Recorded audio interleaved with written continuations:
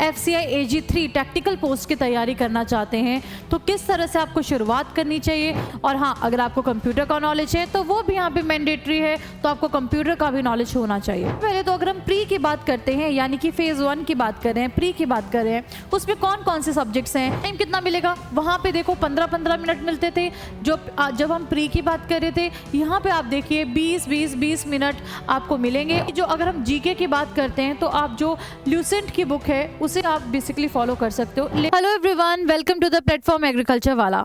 मैं हूं डॉक्टर प्रियंका भारद्वाज और आज हम लोग बात करने वाले हैं कि अगर आप भी FCI की तैयारी करना चाहते हैं, FCI AG3 टेक्निकल पोस्ट की तैयारी करना चाहते हैं, तो किस तरह से आपको शुरुआत करनी चाहिए और किस तरह से आपको पढ़ाई करनी चाहिए, क्या एग्जाम पैटर्न रहने वाला है, कौन से रिसोर्सेज को आपको फॉलो करना है, प्रीवियस ईयर के ट्रेंड्स में क्या क्या चीज़ें देखने को मिली थी और क्या आपकी आइडियल स्ट्रेटजी होनी चाहिए।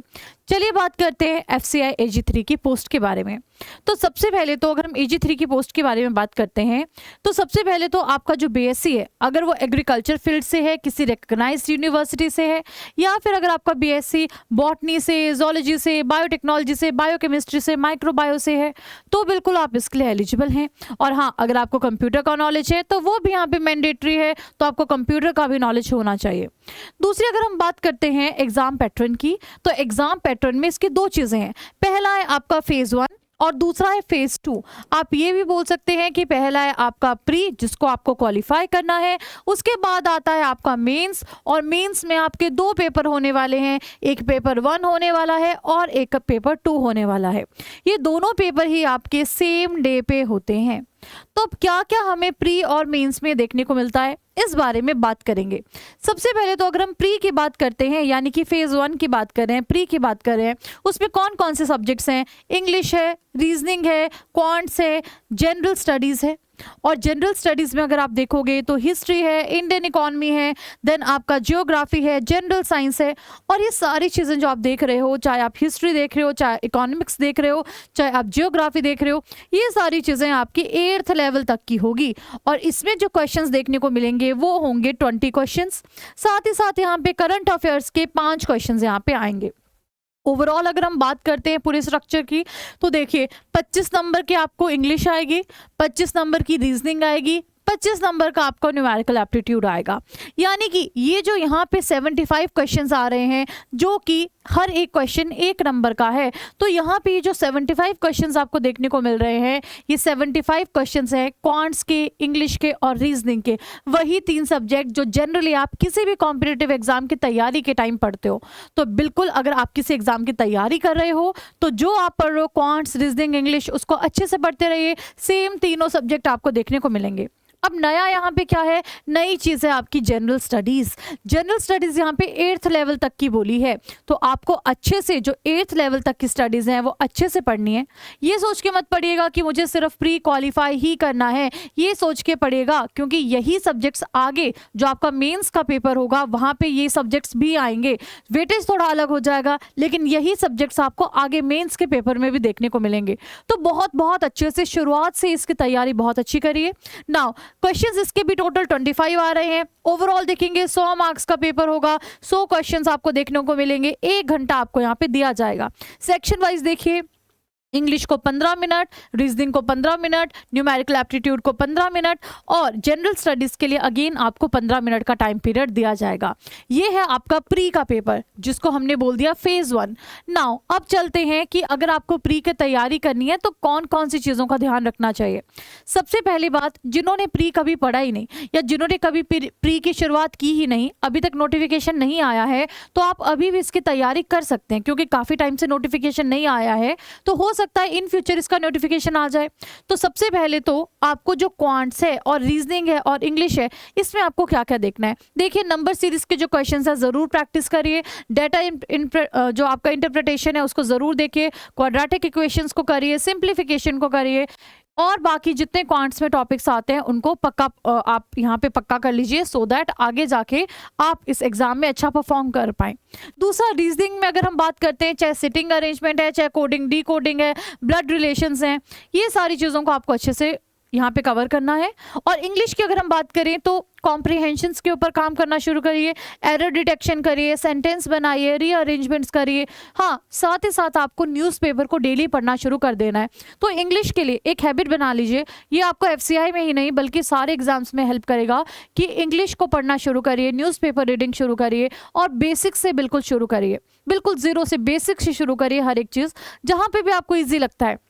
चाहे कोई यूट्यूब लेक्चर्स आपको अच्छे लगते हैं, सिंप्लीफाइड लगते हैं, जिस टीचर का आपको ज़्यादा अच्छे से समझ में आता है, आप यूट्यूब लेक्चर्स के साथ में शुरू कर सकते हैं। जिस टॉपिक में आपको जहाँ से पसंद आता है वहाँ से उस टॉपिक को पढ़ सकते हैं। लेकिन सबसे पहले शुरुआत करनी बहुत ज़रूरी है, जहाँ से आप, अगर हम बात करते हैं रीजनिंग है, क्वांट्स है, इंग्लिश है, ये सब एकदम से नहीं आते।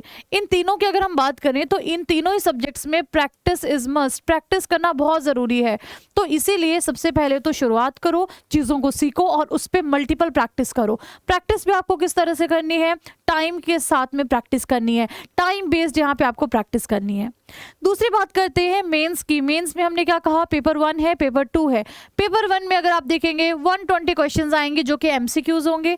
पेपर 2 में देखेंगे जो आपके स्पेसिफिक, पोस्ट स्पेसिफिक पेपर है, उसमें आपको 60 क्वेश्चंस देखने को मिलेंगे। ये दोनों पेपर आपके एक ही दिन में होते हैं। 90 मिनट्स आपको मिलेंगे पेपर 1 के लिए, और पेपर 2 के लिए आपको यहाँ पे, मतलब जो फेज 2 इसका है, उसके लिए आपको टाइम मिलेगा 60 मिनट्स।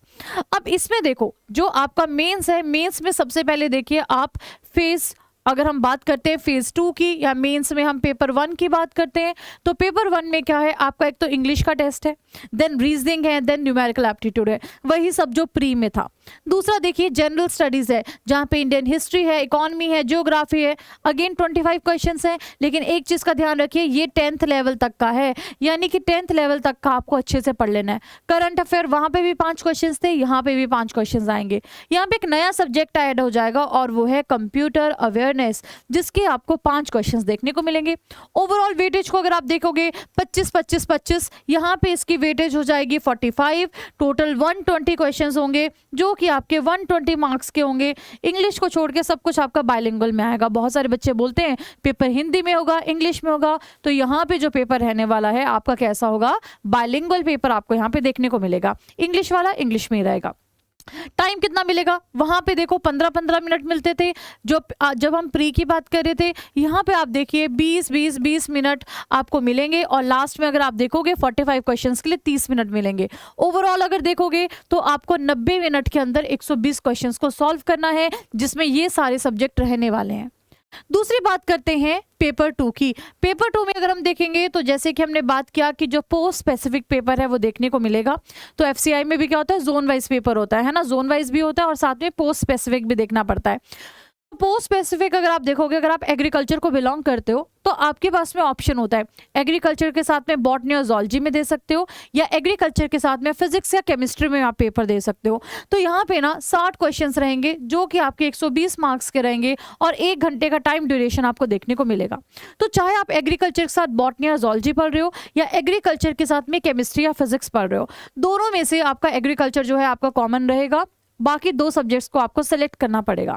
अब जितने भी बच्चे जिन्होंने +1 +2 अपना मेडिकल से पढ़ा है, बायो से पढ़ा है, मैं उनको कहूँगी कि आप अपना जो सब्जेक्ट रखिए वो बॉटनी और जूलॉजी रखिए, क्योंकि यहाँ पे आपका जो आपने एनसीईआरटीज़ वगैरह पढ़ी होती हैं उसी लेवल का पेपर आपको देखने को मिलता है।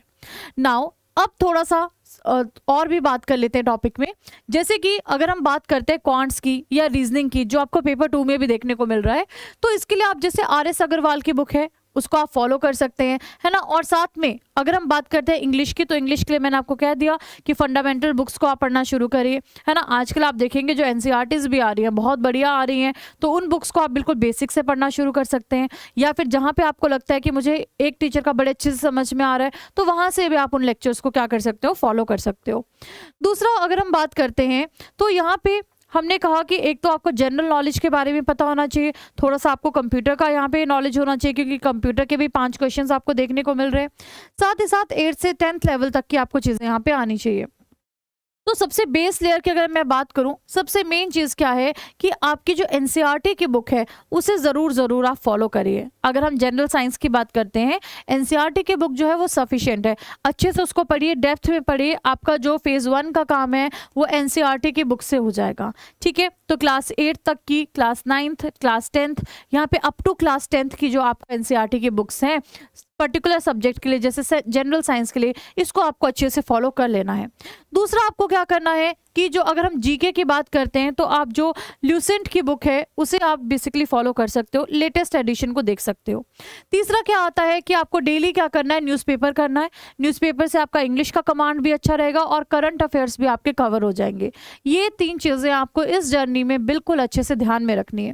नेक्स्ट अगर हम बात करते हैं तो नेक्स्ट है कि 2 चीज़ें क्या इंपॉर्टेंट है इस एग्जाम में। एक तो हमने कहा टाइम बेस्ड है, दूसरा हमने कहा कि प्रैक्टिस की बहुत ज़रूरत है।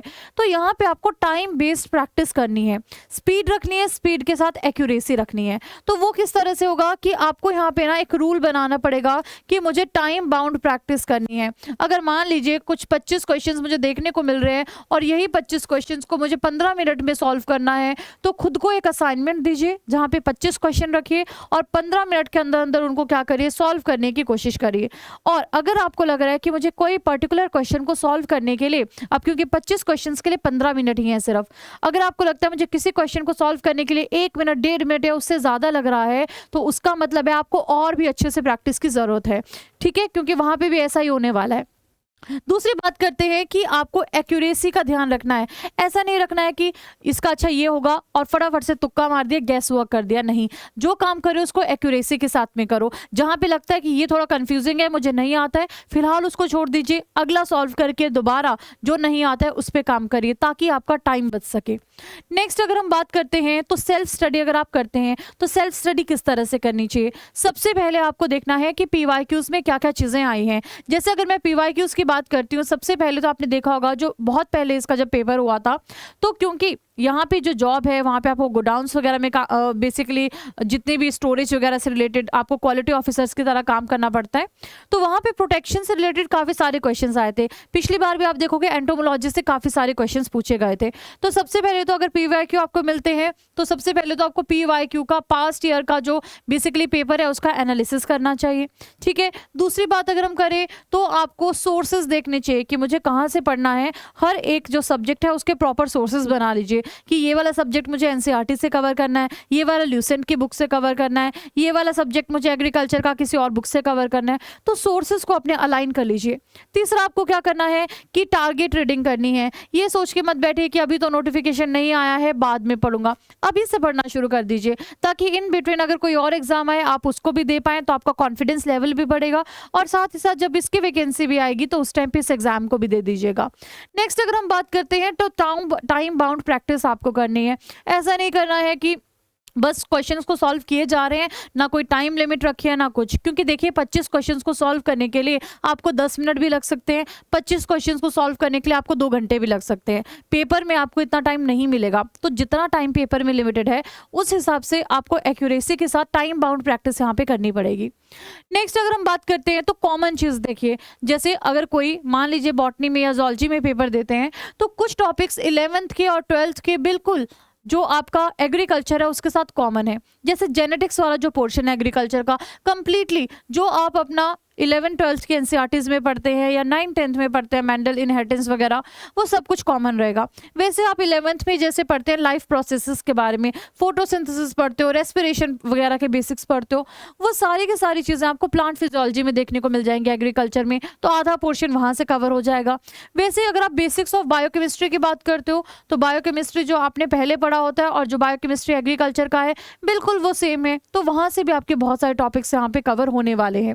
नेक्स्ट अगर हम बात करते हैं माइक्रो ऑर्गेनिजम्स के टॉपिक्स हैं, वो भी बिल्कुल सिमिलर हैं। इंसेक्ट्स का टॉपिक आपका एंटोमोलॉजी से कवर हो जाता है। नॉन इंसेक्ट पेस्ट में रोडेंट्स अगेन एंटोमोलॉजी में भी कवर हो जाता है और आपका +1 +2 की बुक्स में भी कवर हो जाता है। तो उससे क्या फायदा होगा, अगर आप कॉमनैलिटी देखेंगे तो बहुत सारी चीजें कॉमन है आपकी बायो के बीच में और साथ में एग्रीकल्चर के बीच में, तो आधे से ज्यादा टॉपिक आपके ऐसे प्रैक्टिस हो जाएंगे, राइट। तो अपनी एक प्रॉपर स्ट्रेटेजी बनाइए और हाँ, टाइम टेबल बना के पढ़िए, टारगेटेड स्टडी करिए, बिना टारगेट की स्टडी मत करिए। दूसरी अगर हम बात करते हैं तो सबसे पहले तो जो बिल्कुल बिगिनर्स हैं, सबसे पहले तो एफसीआई की बेसिकली जो सिलेबस है उसको चेक करिए। दूसरा, अगर आपके पास प्रीवियस ईयर के क्वेश्चन पेपर अवेलेबल हैं तो उनको चेक करिए, नहीं तो आप में से अगर किसी के सीनियर्स हैं जो एफसीआई में लगे हैं उनसे कंसल्ट करिए, उनसे बात करिए किस तरह से होता है, क्या करते हैं, कैसे तैयारी करते हैं। तीसरी अगर हम बात करते हैं तो ऐसे जो आपकी एसेंशियल या इंपॉर्टेंट जो बुक्स है एनसीईआरटीज वगैरह उनको रीड करना शुरू करिए, है ना। आरएस अग्रवाल की बुक को भी आप क्या कर सकते हो, पढ़ सकते हो। और साथ ही साथ एक टाइम पे एक सोर्स को फॉलो करिए, एक सोर्स को अच्छे से फॉलो करिए, उसके मल्टीपल रिविजन्स दीजिए। और लास्ट पे अगर हम बात करते हैं तो जैसा हमने कहा कि जो आपने पढ़ा है उसको टेस्ट ज़रूर करिए, उसके क्वेश्चंस को ज़रूर सॉल्व करिए, ताकि आपको पता चले कि जो आपने पढ़ा है वो कितना आपको अच्छे से समझ में आया। इस तरह से अगर आप तैयारी करेंगे तो डेफिनेटली आप बहुत अच्छा करेंगे किसी भी एग्जाम में, नॉट ओनली एफसीआई, लेकिन कोई भी एग्जाम देंगे तो डेफिनेटली बहुत बहुत अच्छा परफॉर्म करेंगे। क्योंकि आज की डेट में देखिए क्वांट्स है, रीजनिंग है, इंग्लिश है, या फिर कुछ एग्जाम्स में देखोगे तो कंप्यूटर वाला पार्ट भी कहीं ना कहीं आपको देखने को मिलता है। बहुत सारे ऐसे एग्जाम्स भी हैं जहाँ पे ये जो जनरल साइंस वाला पोर्शन है ये भी पूछा जाता है। तो एफसीआई के साथ साथ आपकी अदर एग्जाम्स की तैयारी भी हो जाएगी। और अगर आप बिल्कुल बिगिनर हो और अभी भी आपको लगता है कि मेरा कुछ डाउट है तो कमेंट सेक्शन में आप पूछ सकते हैं, डेफिनेटली मैं उसको रिजॉल्व करने की पूरी कोशिश करूंगी। Thank you so much everyone, मिलते हैं नेक्स्ट सेशन में।